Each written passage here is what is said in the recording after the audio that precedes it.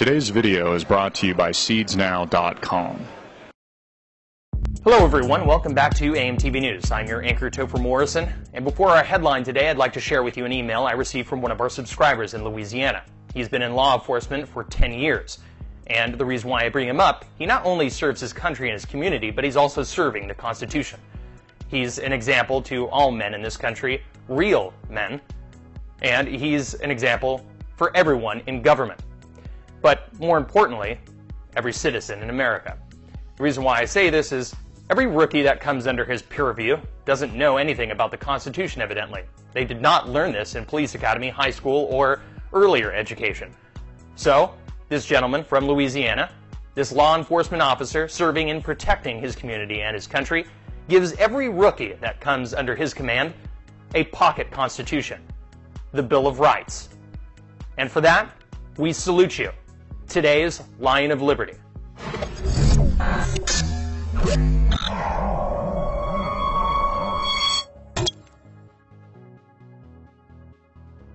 In James Bamford's 1982 book, The Puzzle Palace, it was revealed that the founding father of the National Security Agency, the NSA, Herbert Osborne Yardley, believed that the War Department would, quote, soon rule America. Now, Glenn Greenwald, the newest NSA whistleblower, 29-year-old Edward Snowden, The Guardian, and The Washington Post have now revealed the NSA knows practically everything about everyone. So if knowledge truly is power, the NSA seemingly has tapped into an endless supply of it. In terms of what happened tonight, tell me briefly what the latest development is, because it seems on the face of it to be even more serious than yesterday. I think you could definitely make the argument that it is, because what this program enables the National Security Agency to do is to reach directly into the servers of the largest internet companies in the world, things that virtually every human being in the Western world now uses to communicate with one another, and take whatever it is that they want without any checks of any kind. There's no courts looking over their shoulder to see what they're taking, and they don't even have the check that they have to go to the internet companies and ask for it any longer. They've been given or have taken, depending on who you talk to, direct access into the pipes where all of these conversations take place, and can suck up whatever it is that they want at any given moment. I mean, what this means, in a nutshell, is that the NSA, on behalf of the Obama administration, have been secretly looking at just about any kind of communication they see fit from any American.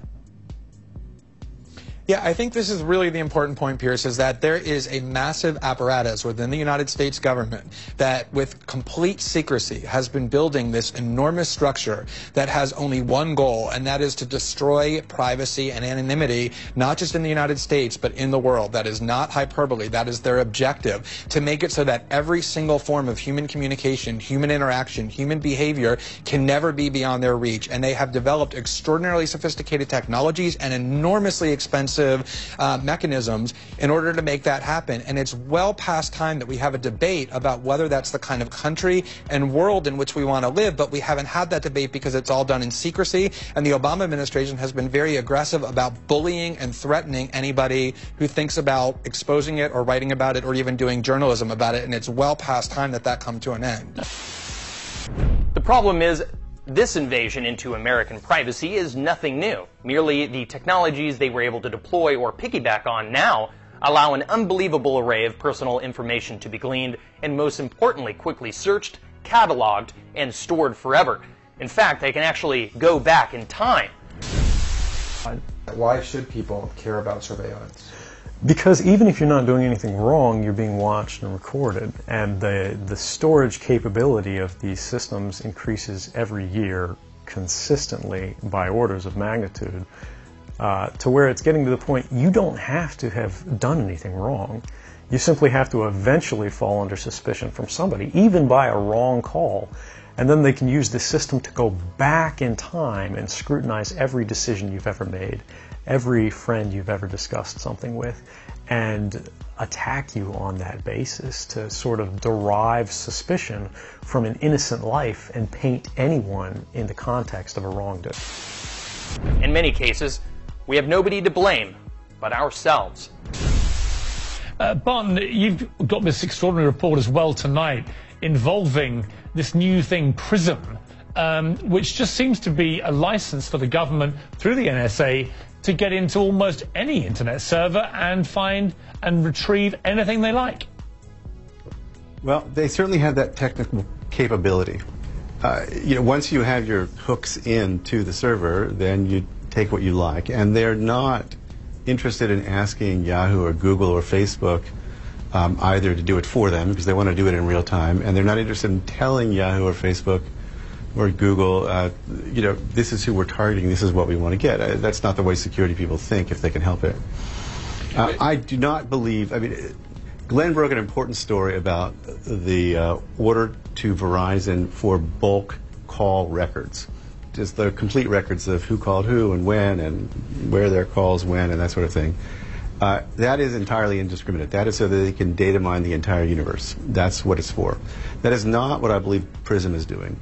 They want access to PRISM so that they can get this unbelievably rich, never before existed in history, didn't exist 10 years ago, cache of online material that people collaboratively hand over and that their friends hand over. And there are jokes about Google or Facebook as the world's greatest intelligence agency.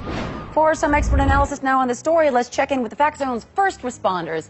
Jason, you have written extensively about the Facebook program. Why is it so effective? Well, one of the key reasons is that the CIA has been so thorough in convincing the nation that constantly sharing information about everything that you're doing is somehow desirable instead of deeply unsettling. The critics are saying that with the national debt being so high, is this really the time to be spending even more money on spy programs? Well, actually, the Facebook program saves the CIA money. That's right. Like the Maps application, where you list every place that you've been, whether it's at the state or a country. Or... Oh, right, with the little pins, they show where you visited. Yeah, yes, I like that. That kind of information would have taken the CIA months of going through hotel receipts and plane tickets to figure it all out. The manpower that Facebook saves is huge. Absolutely, absolutely. And the calendar feature even lets the CIA know where you're going to be in advance. So that's right, so now if they want to pick you up for questioning, all they have to do is see which events you RSVP'd yes to and then send their agents to be waiting for you. That's how they got my brother. That's right. So effective. Now, due to President Woodrow Wilson's ill-advised entry into the European conflict and forged in the necessities of our first and the world's first World War, the NSA began as Military Intelligence Section 8, MI8, until frustrating inefficiencies, constitutional hurdles, and various permutations throughout the years resulted in 1952 with the official establishment of the NSA we know, or better put, don't know today. Ironically, the NSA's architect, Herbert Yardley, wrote the first whistleblower articles for the Saturday Evening Post back in 1931 called Black Ink, Codes, and Ciphers, and a book called The American Black Chamber, which, not unlike Glenn Greenwald, were an instant hit, and not unlike Edward Snowden, instigated federal investigations. Bamford's Puzzle Palace revealed that since the first American secret intelligence budget in 1919, the NSA's pedigree of predecessors at regular intervals for nearly a century have been tapping into America's communications in an open violation of U.S. law and often with the willful aid of corporate entities. At its earliest, it flouted the Radio Communication Act of 1912, which compelled the government to guarantee the secrecy of domestic communications. It did so with the help of RCA, ITT, and Western Union. According to Bamford, quote, by 1920, the Black Chamber had secret and illegal cooperation of almost the entire American telegraph industry. It did so until controversy arose and a revamped and tougher Radio Act of 1927 put pressure on those involved to stop. But after World War II and the threat of a new enemy, communism, put privacy on the back burner once again, the National Security Council's Intelligence Directive No. 9 began an open and endless season, according to Bamford, quote, on all communications entering or leaving the United States as long as they could be connected in any way with certain very broad subject areas. The same is happening now. In effect, giving the signal intelligence community, quote, the power to eavesdrop on the entire U.S. international communications system. It was an authorization clearly at odds, Bamford wrote, with Section 605 of the Communications Act of 1934. NSA and the intelligence community in general is focused on getting intelligence wherever it can, by any means possible, that it believes on the grounds of sort of a self-certification that they serve the national interest. Originally, we saw that focus very narrowly tailored as foreign intelligence gathered overseas. Now, increasingly, we see that it's happening domestically. And to do that, they the NSA specifically, targets the communications of everyone. It ingests them by default. It collects them in its system, and it filters them, and it analyzes them, and it measures them, and it stores them for periods of time, simply because that's the easiest, most efficient, and most valuable way to achieve these ends. So while they may be intending to target someone associated with a foreign government or someone that they suspect of terrorism, they're collecting your communications to do so. Any analyst at any time can target anyone, any selector anywhere. Where those communications will be picked up depends on the range of the sensor networks and the authorities that that analyst is empowered with. Not all analysts have the ability to target everything, but I, sitting at my desk, certainly have the authorities to wiretap anyone, from you or your accountant to a federal judge to even the president if I had a personal email. The fact that over 50 companies are now willfully without their knowledge or with their knowledge involved is nothing new. The fact that once again the NSA has a virtual chokehold on telecommunications, whatever the technological medium is nothing new either. And the fact that America has a new boogeyman, this time in the form of Islamic extremism, that strikes only when the moon is blue, is, as history attests, definitely nothing new. But hey, at least for the first time, we have a government that's listening. Well, I think we're very, very concerned about it. For me, it is literally, not figuratively, literally gut-wrenching to see this happen because of the huge, grave damage it does to our intelligence capabilities. And of course, for me, this is a key tool for preserving, protecting the nation's safety and security. So every one of us in the intelligence community, particularly the great men and women of NSA, are profoundly affected by this. How has it hurt American intelligence?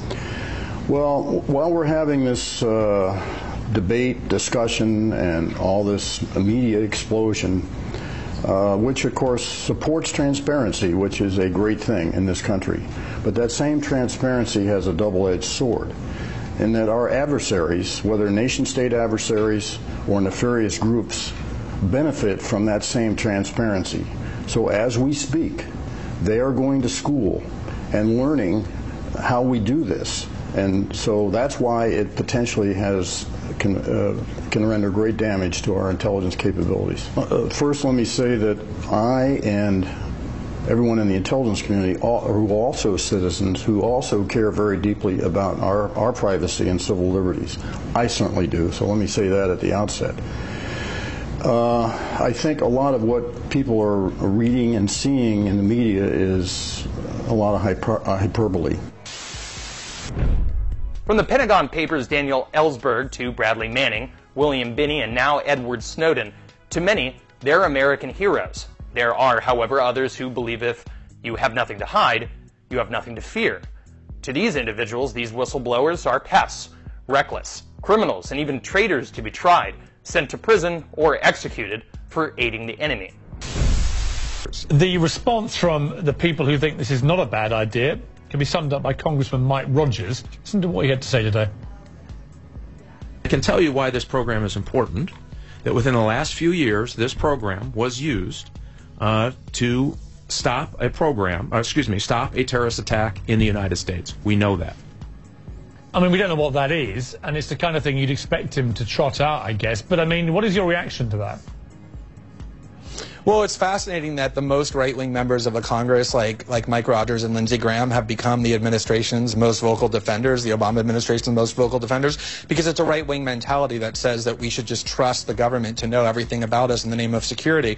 But I think the tactic that you're seeing there, which is increasingly being exposed as frivolous and manipulative, is that every time the U.S. government gets caught doing anything that they shouldn't be doing or that people are stunned to learn that they're doing, the playbook that they use over and over and that they've used used over and over for the last decade is to just simply scream terrorist or terrorism over and over in the hope that they will put Americans into enough fear that they'll simply acquiesce to whatever the government is doing.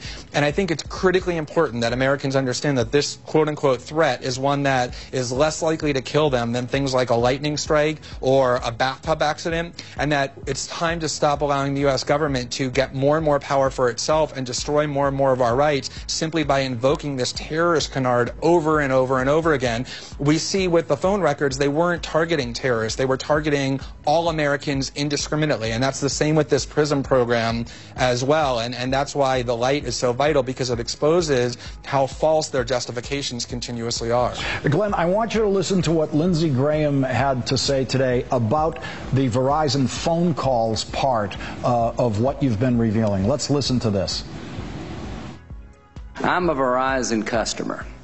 It doesn't bother me one bit for the National Security Administration to have my phone number, because what they're trying to do is find out what terrorist groups we know about and individuals and who the hell are calling. And if my number pops up on some terrorist phone, I'm confident that the FISA court is not going to allow my phone calls to be monitored by my government. Now, Glenn, he went a little haywire there at the end, because if his number pops up on a terrorist's phone, he is going to be investigated. That's exactly what they say the point of the program is.